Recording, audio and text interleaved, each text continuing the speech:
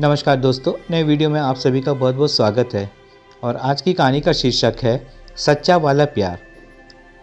प्यार में धोखा खाए आशिक की हालत कुछ बिन पानी की मछली जैसे हो जाती है। ऐसा अक्सर हमने कहानियों में पढ़ा है, लेकिन यह कहानी कुछ अलग है।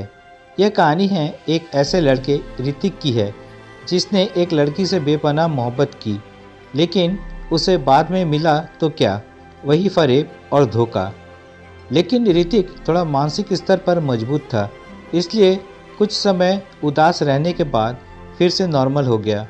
वो कहावत तो आपने सुनी होगी, एक यह इश्क नहीं आसा, बस इतना समझ लीजिए कि आग का दरिया है और डूब कर जाना है।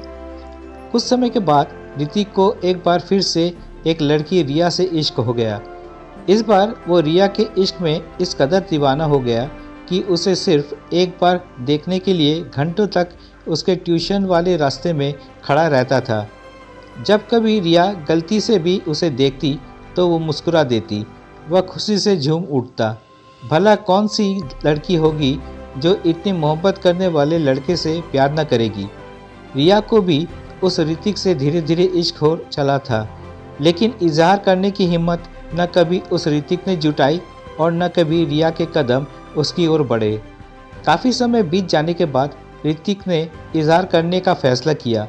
कुछ दोस्तों द्वारा दी गई हिम्मत और लड़की को खो जाने के डर से उसने डरते डरते रिया से अपने मन की बात कही।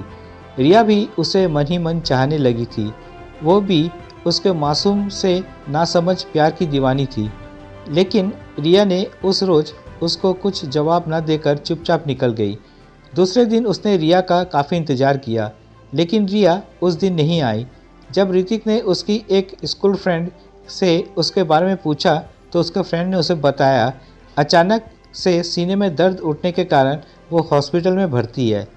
जब ऋतिक को इस बात का पता चला तो वो हड़बड़ाते हुए हॉस्पिटल पहुंचा, लेकिन तब तक रिया अपनी आखिरी सांसें गिन रही थी। ऋतिक दौड़कर उस रिया के पास पहुंच गया तो उसने उसे एक लेटर थमा दिया, जिसको उसने पहले से अपने हाथों में पकड़ा हुआ था। यह लेटर रिया ने कुछ चंद रातों पहले लिखा था। उस पत्र में उस रिया ने लिखा था, मैं भी तुमसे बहुत प्यार करती हूँ, तुम्हारे साथ जीना चाहती हूँ, मरना चाहती हूँ, लेकिन आज अगर जीने की ख्वाहिश है, लेकिन मेरे पास अब ज़िंदगी के कुछ चंद लम्बे बचे हुए हैं, बस कुछ चंद दिनों की मेहमान हूँ, इसलिए तुमसे इजहार नहीं कर पाई। प्यार तो मैंने तुम्ही से बेपनाह किया था, लेकिन मेरी सांसें तुम्हारे साथ नहीं थी।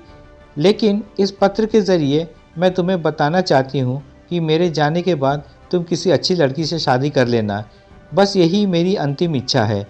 रिया के इस लेटर को पढ़ने के बाद ऋतिक रोने लगा और पास में पड़ी हुई एक बेंच पर लड़खड़ाते हुए बैठ गया। उसे समझ में नहीं आ रहा था कि वो क्या करे, वो अपनी किस्मत पे रोए या अपनी किस्मत पर हंसे।